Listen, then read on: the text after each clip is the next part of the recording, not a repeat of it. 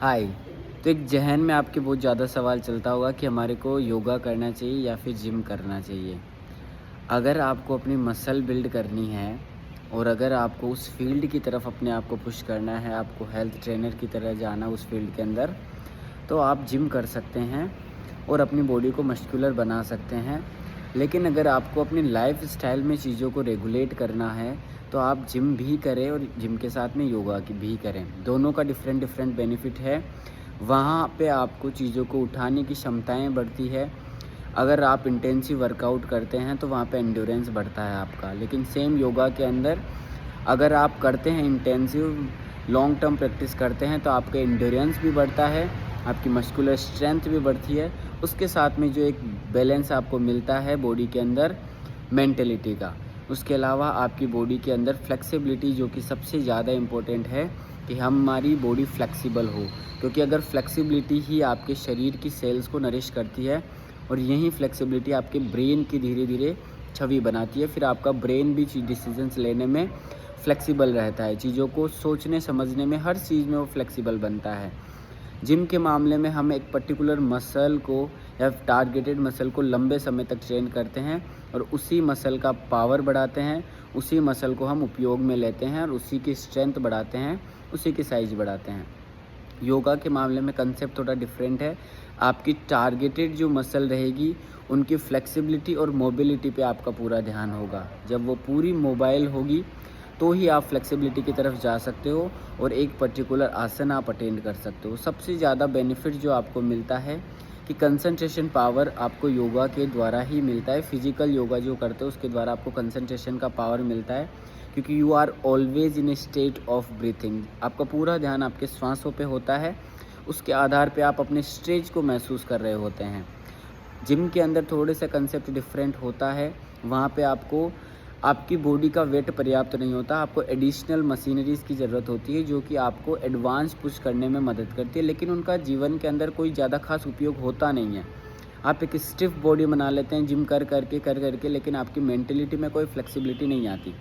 लेकिन अगर आपके जिम के एक पूरे कंसेप्ट को देखें, एक अच्छे ट्रेनर के पास आप पहुँचे और एक अच्छे सर्टिफाइड जिम के पास अगर आप जाए और अगर वहाँ से आप अगर जिम स्टार्ट करेंगे, तो आपके अंदर थोड़ा-सा वेरिएशन देखने को मिलेगा, बजाय कि आप एक नॉर्मल जिम में जाते हो और वहाँ वर्कआउट करते हो। सेम इसी प्रकार से जब आप योगा के फ्लो में जाते हैं, तो फिज़िकल एक्टिविटी करवाना सबसे ईज़ीएस्ट काम है कि हम फिज़िकली कोई भी योगा करवा दें। लेकिन yoga is conceptual, yoga is the feeling, yoga is the experience.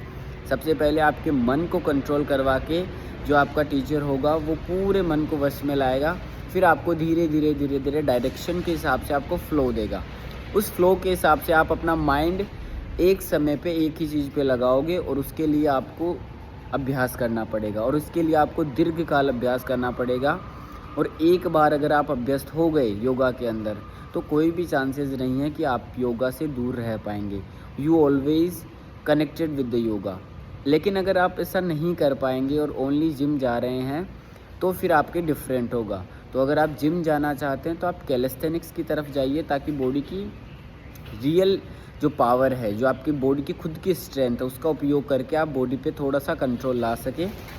और अगर आप उसके साथ में योगा भी कर सकते हैं अपने मेंटल पीस के लिए, तो इवन मोर बेनिफिशियल। बहुत सारे जिम वाले आजकल कॉमन चलाते हैं, जिम की क्लासेस भी चलती है प्लस योगा की क्लासेस भी चलती है, क्योंकि बहुत सारे लोग मेंटली परेशान हैं और अकेला जिम वर्कआउट आपको मेंटली डिस्टर्ब नहीं करता। लेकिन अगर मस्कुलर बॉडी बनने के साथ बहुत सारे लोगों के अंदर अहंकार भर जाता है उस बॉडी के प्रति, तो फिर वो पब्लिकली बहुत सारी ऐसी चीज़ें करते हैं जो अच्छी नहीं होती। उनके माइंड के लेवल पे वो शांत नहीं रह पाते और हमेशा थोड़ा-सा एग्रेसिव होते हैं लोअर लोगों के लिए। लेकिन योगा में ऐसा कुछ भी नहीं होता। जितना ज़्यादा आप अचीव करोगे, उतना ज़्यादा आप शांत होते जाओगे। तो डिफरेंट कंसेप्ट है।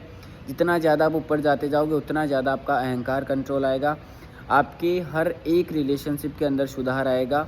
और अगर आपको रिलेशनशिप जोड़ के रखना है परिवार से, लोगों से, अपने आस-पास से, अपने लव्ड वन से, तो आपका एक ही ऑप्शन है कि आप योगा कीजिए। आपको एक डिफरेंट व्यू मिलेगा खुद को सोचने का प्रति, खुद को जानने का प्रति।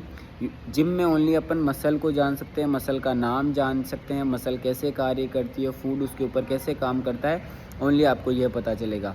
लेकिन योगा के अंदर आपको पूरा कंसेप्ट पता चलेगा, माइंड कैसे काम करता है, कैसे फ्लक्चुएशन देता है, कैसे उन फ्लक्चुएशन को रोका जाता है, कैसे हम अलग अलग वृत्तियों के शिकार हो जाते हैं, कैसे हमारी इंद्रियां हमारे को आउट ऑफ कंट्रोल कर देती, कैसे इंद्रियों पे मन का कंट्रोल होता है, कैसे हमारा अहंकार बढ़ता है, और जैसे जैसे व्यक्ति अहंकार बढ़ता जाता है तो कैसे उसको वापस से लाया जाता है, कैसे कोई व्यक्ति जो डिजीज़ कंडीशन से सफ़र कर रहा होगा, एंजाइटी डिप्रेशन से, उसको रिटर्न करवाया जाता है। जहाँ एलोपैथी की मेडिसिन्स वर्क नहीं करती, वो ओनली साइन सिम्टम्स को मिटाती है, तो योगा उन कंडीशंस को रिवर्ट करने में मदद करता है। तो इन सभी का अध्ययन योगा के अंदर आता है। तो योगा एक होल कंसेप्ट है फिजिकल, मेंटल, स्पिरिचुअल और सोशल हेल्थ का। जिम जो है आपका स्मॉल कंसेप्ट है, जिसके अंदर आप ओनली अपनी फिजिकल बॉडी को पुश कर सकते हो। That's it. अगर वीडियो अच्छा लगा तो शेयर कीजिए।